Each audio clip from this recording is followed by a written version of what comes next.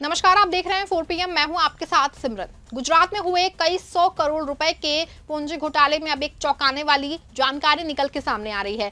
इस नए खुलासे के सामने आने के बाद अब कुछ भारतीय क्रिकेटरों की मुश्किलें बढ़ सकती हैं। इनमें भारतीय टीम के स्टार प्लेयर शुभमन गिल का नाम भी शामिल है।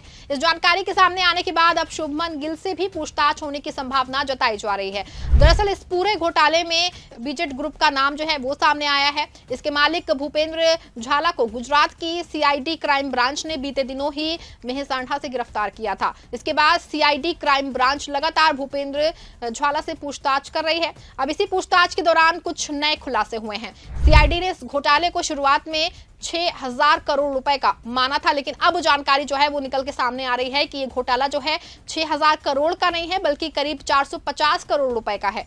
पूंजी स्कीम में घोटाले में सीआईडी क्राइम ब्रांच लगातार ज्वाला से पूछताछ कर रही है। इस बीच ये जानकारी सामने आई है कि पुलिस टीम इंडिया के क्रिकेटर शुभमन गिल से पूछताछ कर सकती है।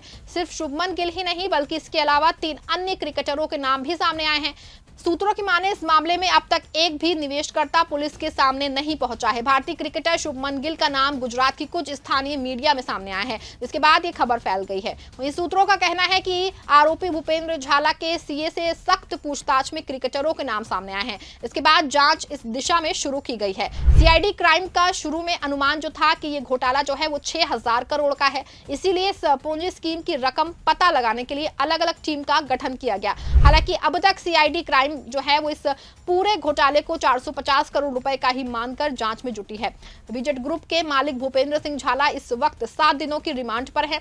वहीं सीआईडी क्राइम की टेक्निकल टीम इस मामले में और सबूत जुटाने में लगी हुई है, तो वहीं एक टीम जो है वो झाला और उनके एजेंट्स के खातों की जांच में जुटी है। क्रिकेटरों का नाम सामने आने के बाद अब सीआईडी ने जानना चाहती है कि क्रिकेटर कैसे झाला के बीजेट ग्रुप की इस पूंजी स्कीम तक पहुंचे हैं। अभी तक सीआईडी क्राइम के सूत्रों के जो प्राप्त जानकारी है उसके मुताबिक जो है वो क्रिकेटर शुभमन गिल के अलावा आईपीएल में गुजरात टाइटंस टीम के 3 अन्य क्रिकेटरों ने भी इस पूंजी स्कीम में निवेश किया था।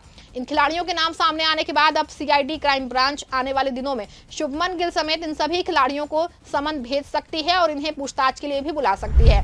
जानकारी के मुताबिक शुभमन गिल ने 2024 के आईपीएल में गुजरात टाइटंस के कप्तान रहते हुए भूपेंद्र झाला की इस पूंजी स्कीम में निवेश किया था। जानकारी की माने तो शुभमन गिल ने जो है वो 1.95 करोड़ रुपए पूंजी स्कीम में निवेश किए थे।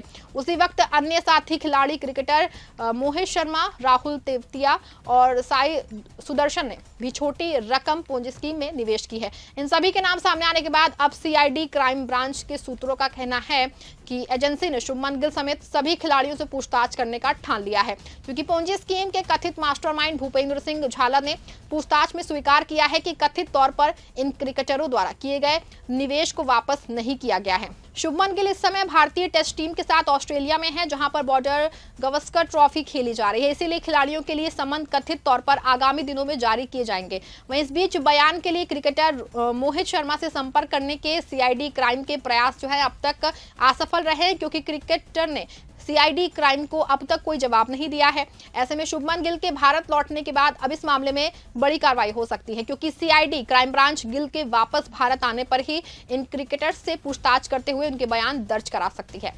इस खबर बस इतना ही। आप देखते रहें 4 PM। धन्यवाद।